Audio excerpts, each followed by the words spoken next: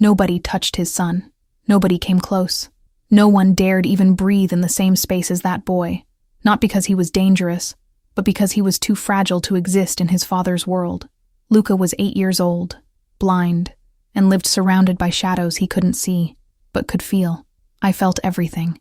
The fear of the security guards, the father's anxiety, the heavy silence of the house, and the distance that everyone thought they needed to keep, until the night he walked into a random diner and found the only person who didn't back down.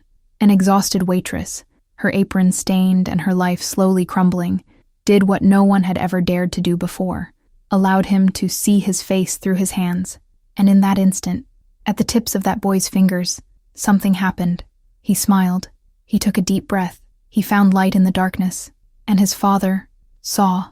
He saw that his son, who wouldn't let anyone near him, who did not accept touch, who lived trapped within silence and fear, she opened her heart to a stranger.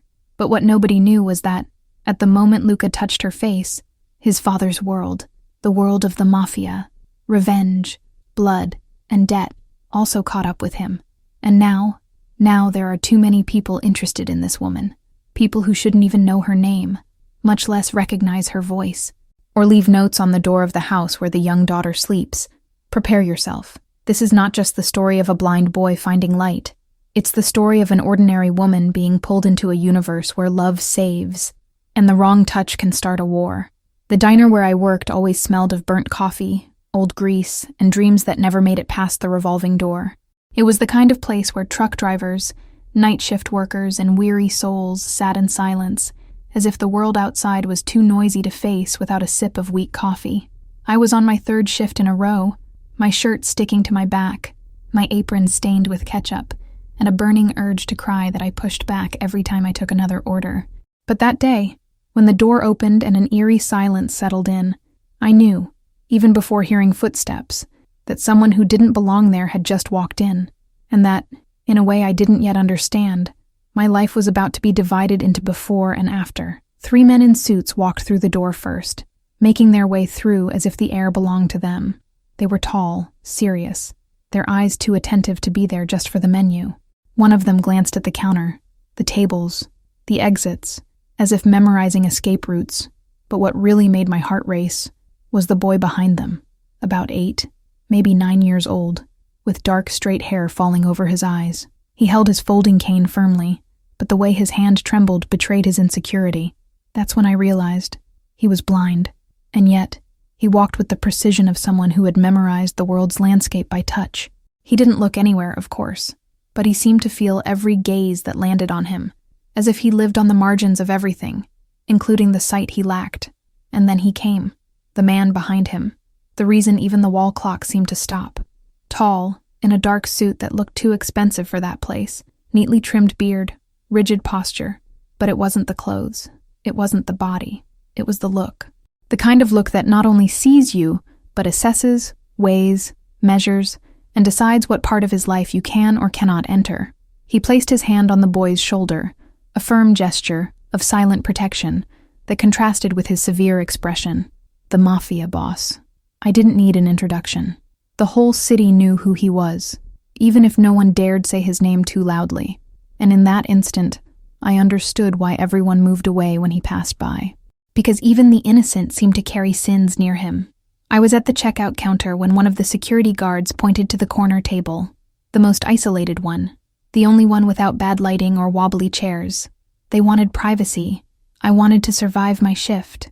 But when the boy stopped beside the table, hesitant, his cane lightly tapping the chair legs, something about him hit me like a punch in the gut.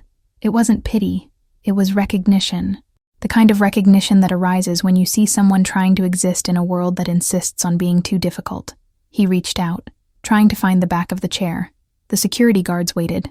The father waited. And I couldn't wait. I went to him before anyone could say anything. I lightly touched his hand, guiding it to the chair. "Here," I murmured. He froze for a second, the kind of freeze someone unaccustomed to being touched gently experiences. His hand was small, warm, fragile in a way that didn't match his father's name. He sat down slowly, as if calculating the space around him. His father watched everything, his eyes fixed, like someone trying to understand an equation that never adds up. I didn't look back at him. I couldn't, not without feeling my bones vibrate. "What's your name?" I asked the boy, in a tone lighter than I felt myself. He turned his face toward my voice, his dull eyes searching for a point that didn't exist. "Luca," he answered softly. It was a beautiful, gentle, almost shy voice. His father clenched his jaw, as if he hadn't expected his son to answer someone so quickly. "Nice to meet you, Luca," I replied. "I'm Anna," and that's when it happened. Luca extended his hand, not to greet me, but to familiarize himself with the surroundings. The tips of his fingers brushed my forearm by accident, and he recoiled, surprised, as if he had put his hand in a forbidden place. His father took a step forward, protectively, but Luca only murmured, "Sorry, sometimes I need to feel." None of the adults at that table seemed ready for that statement, the father even less so. The air grew heavy, tense, almost indignant, not with the boy, with the involuntary revelation. Luca kept his hand tucked away, close to his chest, as if he had made a mistake. I smiled, not a big childish smile, but a small, calm smile, as if to say, "It's okay, I'm here." "You can feel it," I replied, extending my hand slowly. He hesitated for only half a second before touching it, first the tips of his fingers, then the palm, and then he traced my face for the first time, slowly, respectfully, curiously, as if he were putting together a puzzle that no one had let him touch before. The silence at that table grew so profound, it felt like an abyss. The father watched every movement, not with anger, but with astonishment, as if he himself had never allowed it, as if no one had ever allowed it. And then Luca murmured, almost with a smile, "You seem kind." The phrase struck me. The father's hand gripped the back of the chair. He didn't say anything, but his gaze said it all. No one spoke to his son like that. No one touched his son like that. No one had permission. And yet, there I was, a waitress in a stained apron, with a delayed salary, accumulated fears, and a daughter sleeping at home while I served coffee. And that boy was recognizing my face from the inside, not the outside. When Luca pulled his hand away, his father finally spoke. His voice was deep, controlled, with something dangerous hidden between the lines. "He doesn't do this to anyone." I swallowed hard. "I just helped." He tilted his head, analyzing my face as if trying to understand what I had that others didn't. "He doesn't touch anyone," he repeated, as if that were the important part. "He doesn't trust. He doesn't let you." His gaze narrowed. "But he let you." That wasn't a compliment. It was an observation, research, silent investigation, the kind of interest you don't want to arouse in someone like him. Matthias, one of the cooks, hurriedly called me to get another order, but I couldn't move. His father took a step toward me. It wasn't a threat. It was a studied approach, measured. He didn't touch me, but it felt like he did. "Why did he do that?" he asked. There was no anger in the question. There was need, a need so deep it almost hid the fear. "Because I spoke to him," I replied simply. "Because I existed on his level." He analyzed my words as if testing the truth from within. "People often speak too loudly to him," I continued, "or with too much pity." Luca turned his face to me and smiled again. His father saw, and something in him changed. I expected him to thank me, or to tell me to leave, or to pretend nothing had happened, but he did something entirely different. He sat down. While the security guards remained standing, rigid, he simply sat at the table, in my world, as if he wanted to examine the environment that had allowed his son something as simple as touching a face without fear. "Luca," he said in an extremely controlled tone, "do you want to stay here for a while?" The boy nodded. I didn't understand. I didn't know if it was a test, a trap, or just a father accepting for the first time a space that wasn't his. But I stayed. I served water, I served food, I served silence, because that's what they needed. The entire diner pretended to work while glancing sideways. Everyone knew who he was. Everyone knew that any wrong move could be very costly. But paradoxically, sitting at the table with him didn't scare me. It gave me a strange sense of responsibility, as if that child had pulled an invisible thread that now connected my life to theirs, a thread that couldn't be cut simply because it was difficult. And the father realized this. He realized it before I did, perhaps, because after long minutes of silent observation, he said something that sent shivers down my spine. "What's your name?" he asked, still looking at me. "Anna," I replied, my voice firmer than I felt. He nodded slowly, as if confirming a decision. Anna, he repeated, testing my name against his lips. From today on, no one comes near him without you around. I didn't answer, not because I didn't want to, but because deep down, I already knew. That wasn't a request. It was the beginning of everything that would come after. I couldn't sleep that night. After my shift ended and the diner finally closed, I sat on the kitchen floor, still with my stained apron, trying to understand what had happened. No one had ever pulled me to the center of anything in my life. I'd always been the one who served water, cleaned tables, collected dishes, smiled even with a headache, paid overdue bills, and waited for the month to turn over to try again. But Luca had touched my face as if he were discovering a new piece of the world, and his father had looked at me as if I were a password no one could decipher. I didn't know if it was a blessing, a curse, or both. I only knew that my life, once so small, now seemed too big to fit inside me. I went back to work the next day, trying to act like it was a normal day, but everyone in the kitchen looked at me as if I'd been hit by a meteor. Anna, you know who that man was, right? Asked Julia, the only one who dared to speak without fear. I shrugged. I know enough. Her eyes widened. And you let his son touch your face? I laughed nervously. I let a child starved for physical contact recognize a person. But the truth is, I was scared too. Not of Luca. Never of Luca. But of his father. Of the way he looked at me, as if he'd found a rare gem in a place he never expected to look. The sound of the door opening cut through the conversation. I turned to see, and silence fell like a curtain. Again, as if the whole world had learned to react to him before reacting to its own heart. Enzo entered slowly, unhurriedly, without making a fuss. But, in that small space, each of his steps seemed to displace the air. Today, however, he was alone. No bodyguards, no shadow of an army, just him. And that, somehow, was even more intimidating. He walked to the counter as if he had come to retrieve something that belonged to him. "Where's Luca?" I asked before even thinking. He looked up, and, for the first time, there was something resembling vulnerability in his eyes. "He asked for you," he replied, in a tone that left me breathless. It wasn't an order. It wasn't intimidation. It was a statement of fact. A blind boy who barely touched other people had asked for me. I felt something breaking and rearranging itself inside my chest. "Is he in the car?" I asked. "No," Enzo said. "He's at school, but he woke up in the middle of the night groping around in bed and asked about you, and I didn't know what to say." Hearing that from the man everyone feared was like hearing thunder apologizing for making noise. Unsettling. Too human. He continued more quietly. "He asked if you were real, if you were going to disappear." I took a deep breath. "He's afraid of losing his bearings," I explained. "When the world blinds us, all that's left is touch and voice." Enzo narrowed his eyes. "I thought you were just a waitress." "I am," I replied firmly. "But I'm also someone who knows how to recognize loneliness." He didn't argue. He didn't smile. He didn't look away. He stared at me with a kind of silent analysis that made me want to turn my face away, and at the same time, couldn't. Then he said something that made the ground disappear beneath my feet. "He wants to see you." The verb came out naturally, and then he corrected himself. "He wants to feel you again." Before I could answer, the door opened again and someone rushed in, almost blowing the wind into the diner. It was one of yesterday's security guards. His face was firm, tense. He approached Enzo and whispered something in his ear. The Mafia boss's body stiffened. The air changed. The whole atmosphere became heavy.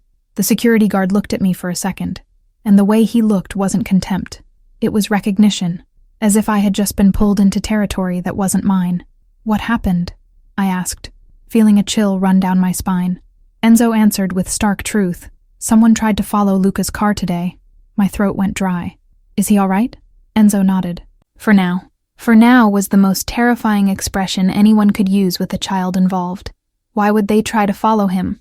I asked, even knowing he wouldn't answer. But he did, with an honesty that felt like a knife. "Because he's my son."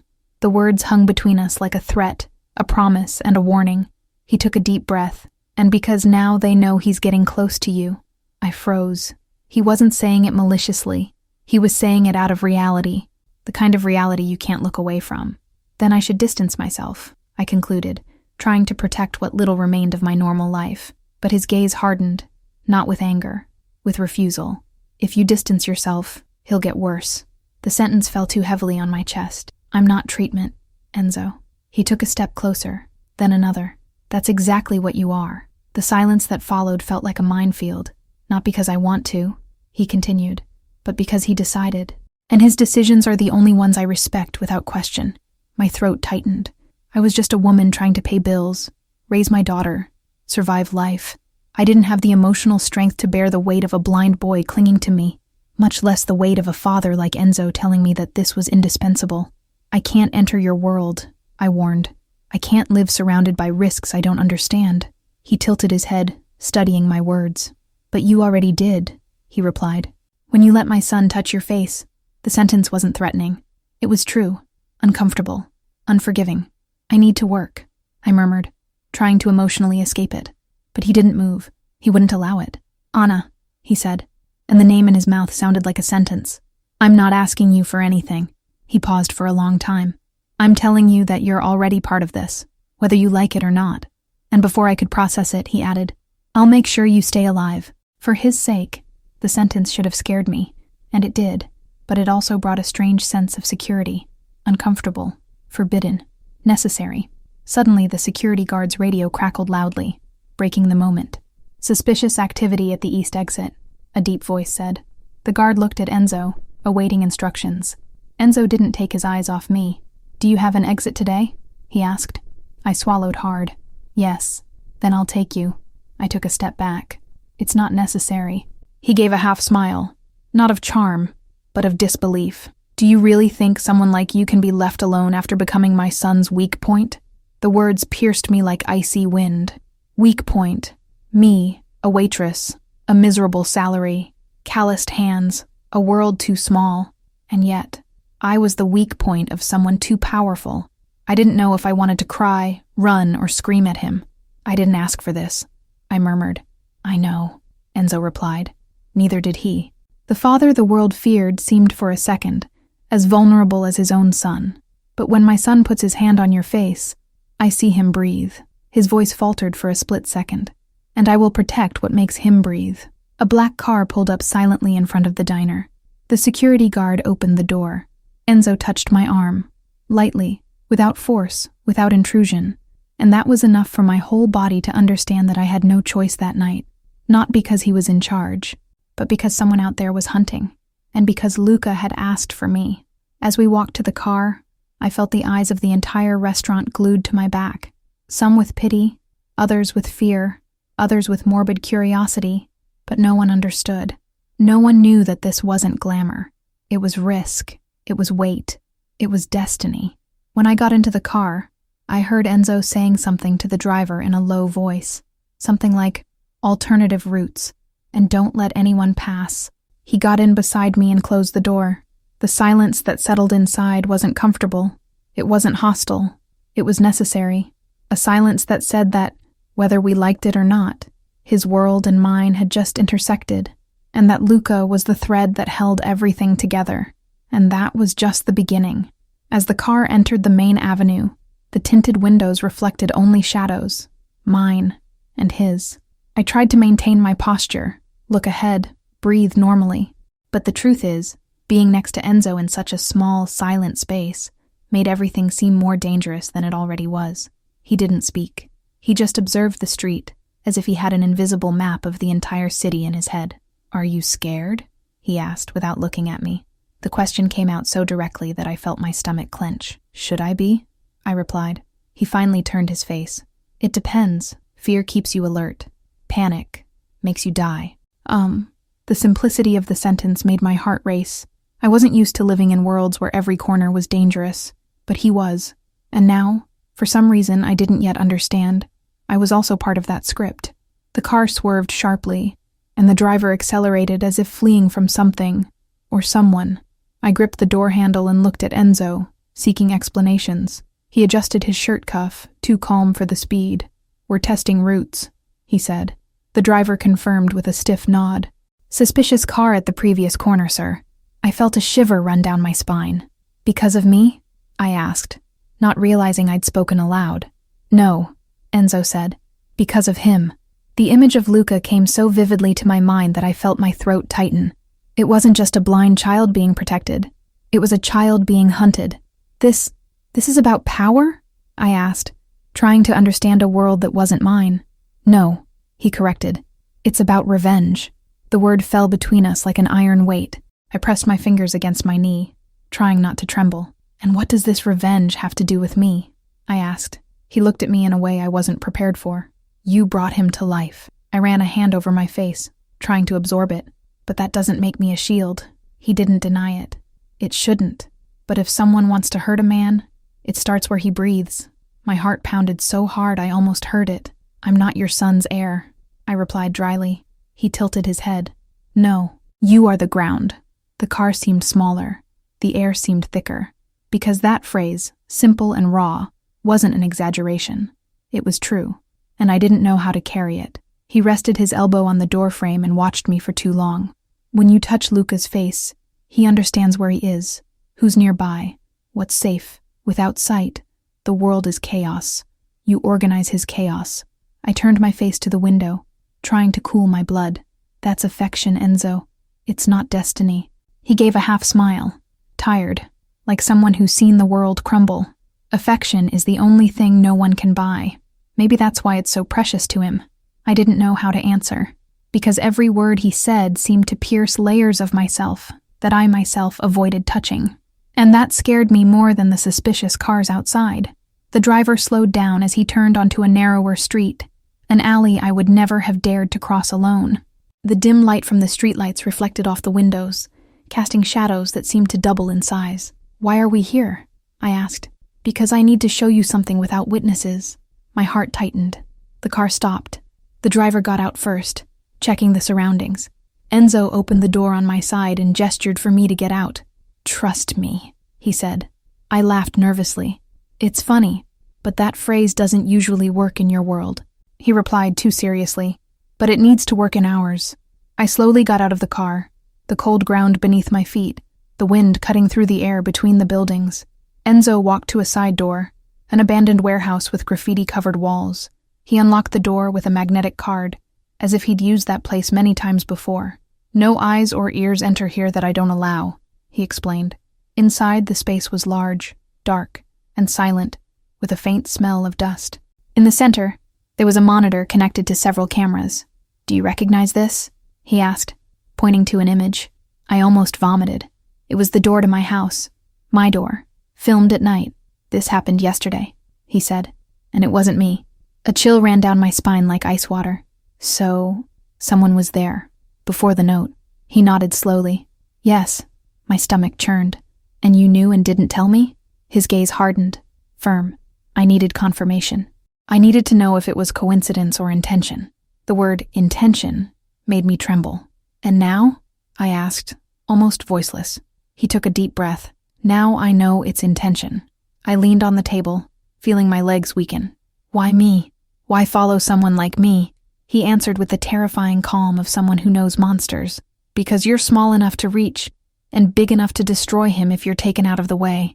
I put my hand to my chest, as if trying to hold back the escaping air. And Luca? I asked, because my mind was already racing towards the worst. Enzo closed his eyes for a second, not out of weakness, but from contained pain. Luca is in the eye of the storm, and anyone he touches becomes part of it. I took a deep breath, trying not to cry. I can't protect him. He looked directly at me. But you can anchor him, and that's rarer. I swallowed hard. And who will anchor me? I asked, unable to hold back the vulnerability that came out in the sentence. He approached, slowly, respecting my space, but without backing away. Me. The monitors flickered, illuminating his face in flashes. He seemed dangerous and human at the same time, a combination I didn't know whether to run from or stay with. I won't let them touch you, he said, each syllable cutting through the air between us. Because if they touch you, they touch him. And there, in that dark warehouse, smelling of dust and dangerous promises, I understood. No matter how much I tried to resist, the bond was already formed. The thread was already tied. And in the end, it was Luca who held the end, and who pulled us both toward the same destiny. The walk from the warehouse to the diner was silent, but not the comfortable kind of silence. It was a silence that was too full, too heavy, carrying all the secrets that had just been revealed. I looked out the window, watching the city rush by, but I couldn't see anything. My mind was stuck on the image from the security camera footage of my door, on the firm handwriting of the note, on the fact that someone had been near my daughter without my knowledge. Enzo, sitting beside me, maintained an upright posture, but his breathing betrayed tension. It was the first time I'd seen him like this, not furious, not violent, but worried, in a way that tore through the silence. "You need to trust me," he said suddenly, without taking his eyes off the street. "I know it seems impossible, but if you don't trust me, I can't protect Luca." I turned my face away. "And who protects me?" He finally looked at me. "Me." When we arrived at the diner, the atmosphere had returned to normal, as if the world inside had no idea of the hell that was beginning to unfold outside. Before I got out of the car, Enzo grabbed my arm, not forcefully, but firmly enough to prevent the emotional escape I was seeking. "You need to understand something," he said softly. "Luca doesn't choose people. He doesn't have that luxury. He feels, and what he felt in you. No one can force it." I tried to laugh to lighten the mood. "You talk as if I were some kind of miracle." He tilted his head. "To my son, you are." My heart pounded so hard it almost took my breath away. I got out before I could answer, or fall apart. The following hours at work were a blur. I waited tables, took orders, washed glasses, but my mind was stuck on the warehouse, the note, the footage, and what it meant to have become part of a war I couldn't see. I tried to act as if nothing had happened, but my hand trembled as I picked up trays, and whenever the diner door opened, my body stiffened, expecting shadows. When the doorbell rang louder, everything inside me froze, but it wasn't a threat. It was Luca, standing, in the center of the entrance, his hand touching the wall, searching for references, with a small smile because he recognized the smell of the place. Behind him, Enzo watched, as if holding the world in one hand and fear in the other. I dropped the cloth I was holding and went to him, instinctively, as if my body moved on its own. "Luca," I called. He turned toward my voice, his face illuminated by something pure, something that seemed like peace. "Anna," he murmured. He hesitantly reached out his hand until it touched my forearm. I knelt down to be at his level. "You came all the way here like this?" I asked, surprised. Enzo replied. "He insisted. He said he needed to feel you." The sentence was too much. It was too beautiful, too harsh, too dangerous. But when Luca touched my face again, carefully, delicately, as if he were rediscovering a place in his own body, everything inside me fell silent. The world vanished. Only the two of us remained on that small bridge between light and darkness. "What happened at school?" I asked, running my hand through his hair. Luca took a deep breath. "I heard someone say your name." My stomach churned. "Where?" He pointed to his ear. "Not a specific spot. Behind me, in the hallway. A voice I don't recognize." Enzo stepped forward, his face turning to stone. "Who said her name?" he asked, with the fatal calm that precedes storms. Luca shook his head. "I don't know. It was a man." He said, "Is it her?" The air around us froze. Enzo ran a hand through his hair, nervous in a restrained way. "They're already too close," he murmured. I felt my heart pounding so hard it felt like a drum. "What does that mean?" I asked. He answered bluntly, "That you can't be alone for another day." Luca held my hand tightly, and I understood what was behind that phrase. It wasn't just danger. It was attachment. It was fear. It was the emotional dependence of a boy who had no safe haven left but me. "Shall we go home?" I asked him, trying to lighten his mood. He nodded, but didn't let go of my hand, and Enzo observed every detail with a kind of expression I still couldn't decipher. Gratitude mixed with fear, hope mixed with guilt, paternal love mixed with a weight that only those who have lost too much know, the kind of look that tries to memorize everything that can be taken from the world. The walk back to the car was discreet, but I noticed twice as many security guards, watchful eyes, radios more active than before. Enzo put me in the back seat with Luca beside me. "Why is everyone so tense?" I asked. The driver accelerated before Enzo could answer. "Because we've already confirmed who was following you." My vision went dark for a moment. "Who?" He pressed his hand to his knee, as if holding back anger with his bones. "Someone who tried to get to my son before, and now thinks they can get to him through you." I put my hand to my mouth, trying to control my breathing. Luca sensed my tension and slid his hand to my chest. "Anna, I'm here." His words shattered me completely. Enzo's house was in a secluded gated community, surrounded by high walls and security tighter than many banks. When the gate opened, I felt the weight of the decision entering with me. Luca walked slowly, but smiled because he knew I was there. The house smelled of wood, security, and buried memories. Enzo led me to a spacious room with warm light and heavy curtains. "This is where you'll stay for now," he said, "until I sort this out." I turned immediately. "I can't stay in a mobster's house." He stared at me, almost indignant. "Do you think you have a choice after the note on your door?" I swallowed hard. I didn't. Luca groped his way to the sofa and sat down, patting the space next to him for me to sit too. I sat. Enzo stood, watching the two of them as if trying to understand a difficult formula. "Anna," he said, lower, more truthfully, "I don't know how to protect someone who won't let me get close. But you, he lets you." He looked at his son, then at me. "That puts you at risk. But it also puts you in the most important place in his life." My throat tightened. "I don't know if I can carry this." He took a step. "You're already carrying it." I was about to answer when the door behind me opened without warning. One of Enzo's men rushed in, his face pale. "Sir, they found something else." Enzo turned with the rigidity of someone expecting the worst. "What now?" The security guard held out a tablet. "School cameras." The exact time Luca heard her name. The video showed an empty hallway. Then a silhouette passed quickly, its face covered. And then, the voice. Low, hoarse, somehow recognizable in a way I couldn't explain. "It's her." Enzo clenched his teeth. "I know that voice." The security guard added, "And he knows you." I leaned back on the sofa, feeling the ground slip away from under me. Luca, noticing my reaction, climbed onto the armchair and touched my face. "Anna, are you crying?" His gentleness destroyed me. I held his little hand, trying to be strong, even though I was scared inside. "It's okay, Luca. I'm here." Enzo watched the scene as if witnessing a miracle and torment at the same time. "I need to resolve this today," he said, his voice steady, but full of something deeper, urgency. "But you two aren't leaving this house." The security guard left. The door closed. Silence fell. Enzo approached, not as a boss, not as a threat, but as a man afraid of losing what little he has left. "Anna," he said, his voice deep, sincere, pained. "I can't let him lose you." I felt my breath catch in my throat. "And I can't lose my life, Enzo." He ran a hand through his hair, a gesture that betrayed exhaustion. "Then let me protect you." Luca held my face in both hands, and in that simple gesture I understood everything. It wasn't a choice. It was a calling, a thread pulled by a child who only knew the world through touch. Enzo knelt before us, as if that moment were greater than any power he had ever possessed. "Anna, stay." The word hung in the air.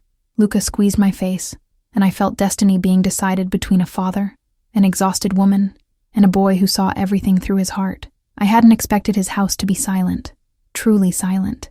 Not the kind that happens when a sound fades away, but the kind that arrives when everyone is holding their breath at the same time. The security guards moved like shadows, without steps, without voice, without presence. The house was large, elegant, but there was something sad about the walls, as if someone had torn down photos and left only the marks. Enzo walked ahead of me, but not in a hurry. He took slow, measured steps, as if each movement was calculated so as not to startle Luca, who held my hand firmly. "Has he always been like this?"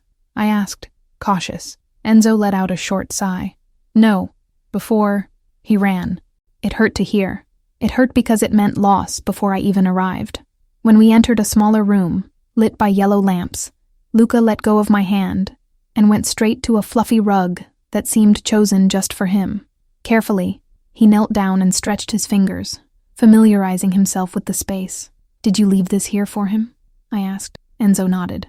"He likes the texture. It helps him orient himself." I knelt beside the boy, and Luca found my face easily, as if he had an invisible map just for me. "Anna, stay here?" he asked. It was so simple, so pure, so devastating that I felt my chest break in silence. "I'll stay," I replied, and I stayed. Enzo watched, but without intruding, as if that moment were too sacred to touch. The radio noise disrupted the fragile peace of the room. 2 security guards rushed past the door, exchanging codes, short words, tense sounds. Enzo immediately stood up, pulled by an instinct I would never have. "What happened?" I asked, even knowing he didn't owe me any explanations. He turned, his face tense, as if he carried the weight of an entire city on his shoulders. "Someone tried to access the condominium with a cloned car," My stomach churned. Why? He took a deep breath. Because now they know where you are. The responsibility fell on me like a stone. It wasn't Luca who was putting my life at risk. It was my bond with him that was putting his in danger. And that was worse. As the house shook with anxiety, Luca instinctively approached me, searching for my hand like someone searching for light in a dark room. I touched his face, and he rested his forehead against my palm. "Is everything all right?" he asked.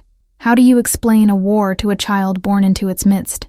"Yes, Luca," I replied, even though my body contradicted the entire sentence. He smiled slightly. "You make everything better." I felt Enzo standing behind me, and for the first time, I perceived something broken inside him, something trying to rebuild itself with the crumbs of hope his son still held on to. Enzo called me into the hallway. "I need to talk to you alone." My heart raced. "Luca doesn't like it when I walk away," I warned. He glanced over my shoulder at the boy, who was already lying on the rug, calm because my voice was still close. "It'll be quick." I held my breath and followed him. The hallway was wide, but it felt narrow with the weight falling on us. "Anna," he began, his voice deep and firm, "I need you to understand exactly the risk you're taking." I leaned against the wall, trying not to collapse. "I already understand. Someone broke into my house." He shook his head. "That wasn't a warning. It was a test." "A test of what?" I asked, because I needed to know the size of the abyss. He moved closer, not aggressively, but intensely. "A test to see how important you are." My pulse quickened. "I'm not important." He arched an eyebrow, as if I'd said the most absurd thing in the universe. "You're vital." The word hit me like a shot of compressed air. "I shouldn't be," I whispered.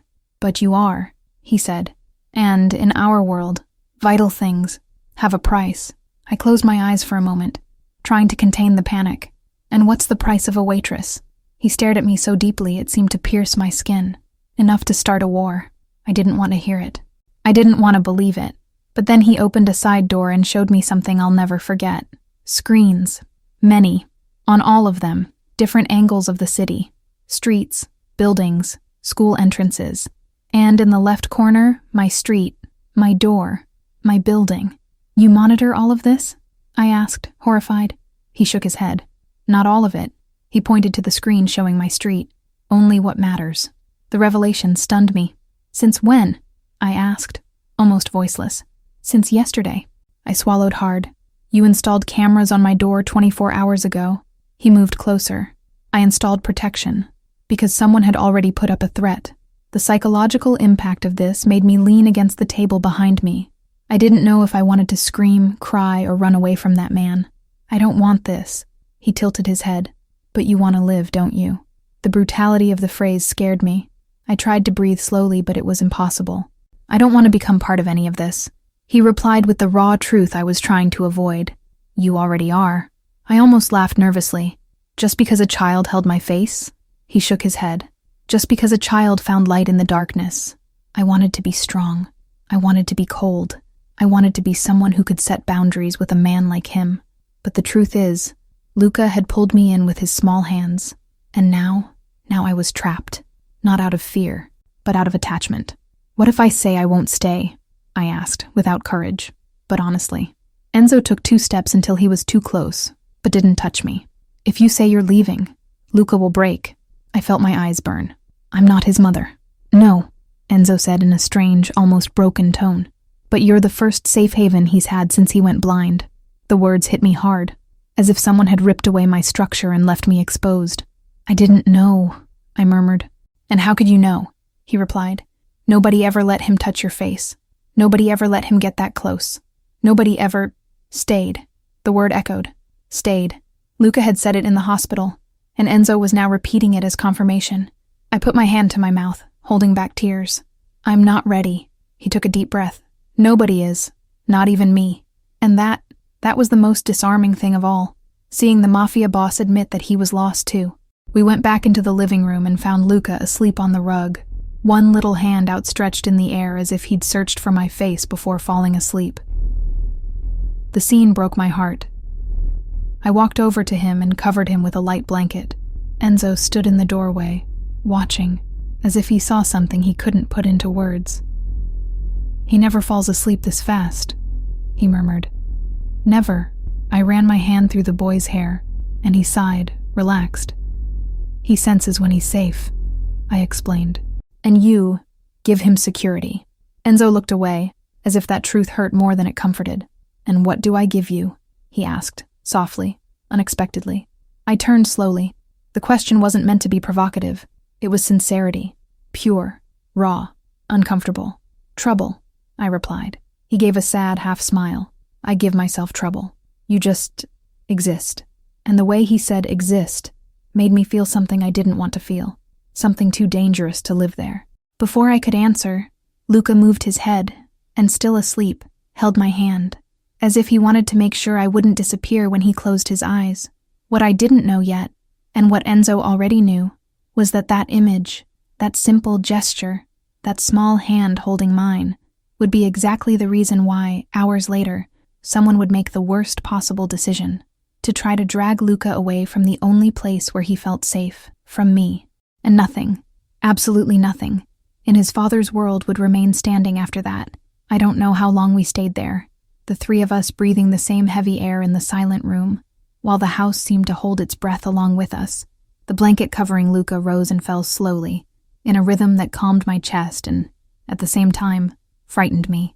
Because, for the first time, I was clearly aware that an entire life depended on things I did, without thinking. Putting my hand on his hair, speaking softly, not disappearing when the door closed. Enzo was leaning against the side of the bookcase, his arms crossed, looking at us as if he wanted to memorize that scene.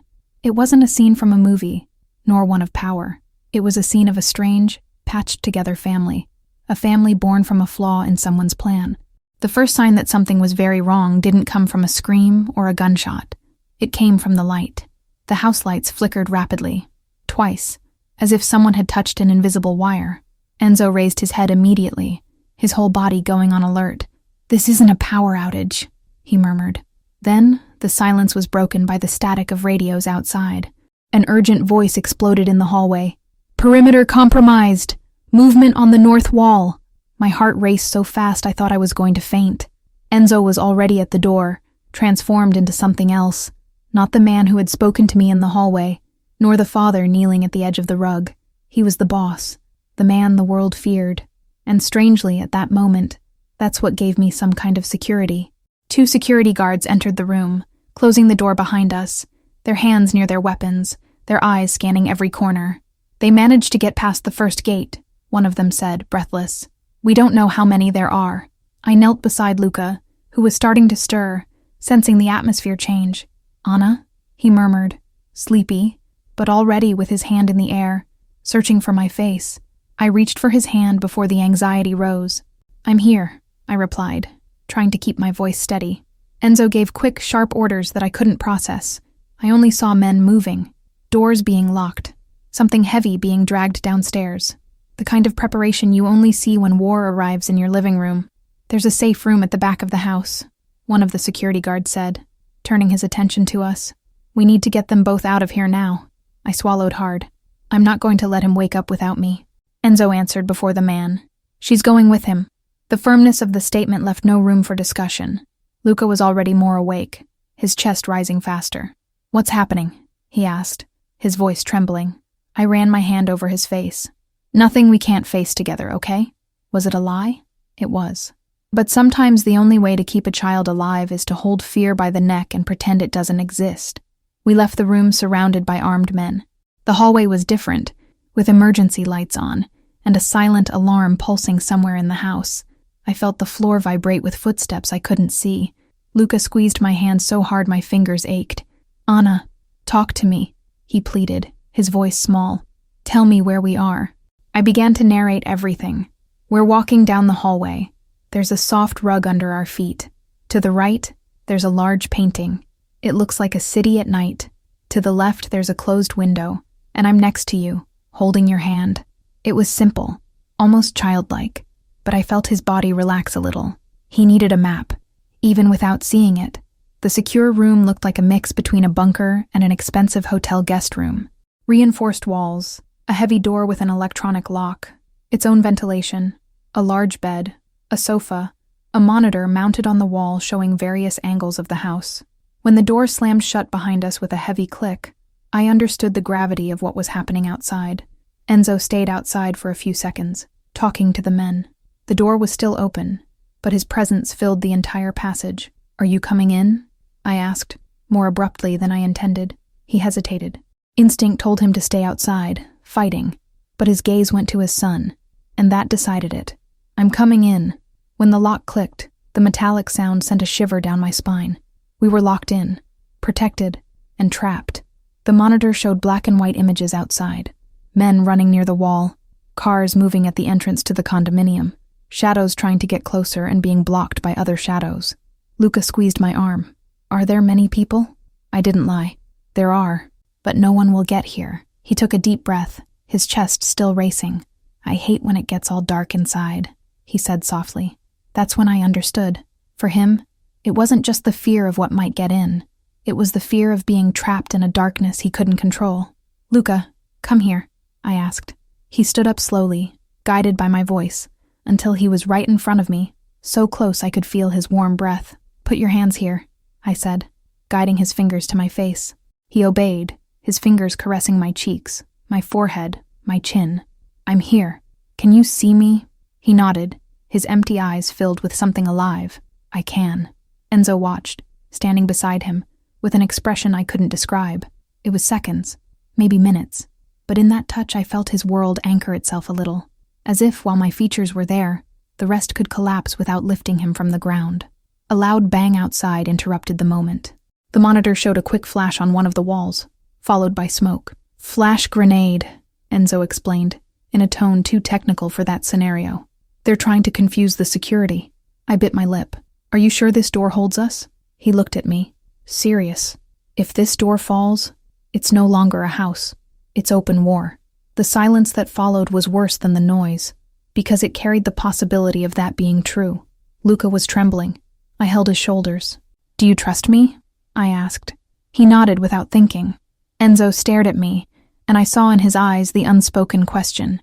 "And do you trust me?" I didn't answer, but I also didn't let go of his son's hand.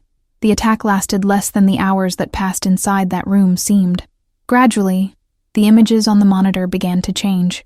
The cars moved away, the shadows receded. The voices on the radio, which had previously been tense and confused, took on a victorious tone. Perimeter retaken. They retreated. Enzo took a deep breath for the first time since we entered. "Is it over?" I asked, disbelieving. He shook his head. "That part, yes, but they were just testing the limits." Luca sat on the bed, exhausted. "They wanted to take me?" he asked, with a clarity I wasn't prepared for. Enzo closed his eyes for a moment before answering. "They wanted to get to me, and the easiest way is through you." The boy swallowed hard. "And through her too?" he added, pointing in my direction. His question fell into the room like a silent bomb. I sat beside the bed, unsure whether to answer like an adult, or someone as lost as he was. "Yeah," I assumed. "Now I'm part of this mess." Luca frowned. "Sorry," he murmured, and that broke something inside me. "Hey, no. I cupped his face in my hands. "You'll never apologize for existing. Understand?" He took a deep breath. "You could have left when I touched you at the diner." I smiled sadly. "I could have, but I couldn't." He tilted his head. "Why?" I looked at Enzo, then back at the boy. "Because there are people you just don't abandon, even when it would be easier." When we finally left the safe room, the house smelled of distant smoke and dried adrenaline. Some furniture had been dragged around. Doors were locked with furniture. Radios crackled. Men walked past with fight scars, but all were breathing. No one had died this time. Luca walked beside me, his hand firm in mine, but his face tired, as if he had aged several years in a few hours. Enzo stood in the middle of the main room, talking to one of his men. He gestured little, but his voice was low and sharp. When he saw me, his tone changed. "Everything will be different from today on," he said, looking directly at me. "Different how?" I asked, knowing I wouldn't like the answer. "You're not going back home," he said, without anesthesia. "You and your daughter are coming here." The reflex was automatic. "No, my life is there. My story is there." He gave a humorless half-smile. "Your life was there. Now if you go back, it won't last long." The lump in my throat tightened. "You can't decide this for me." He took 2 steps closer but didn't intrude. "I can decide for my son. and he wants you alive. That gives me every reason in the world. I looked at Luca, who couldn't see me, but seemed to feel everything. Do you want me to stay here? I asked. He squeezed my hand. I do. Between survival and pride, I knew which option a mother chooses. I thought of my daughter, of the castle drawing, of the way she said she wanted a place where no one would hurt me.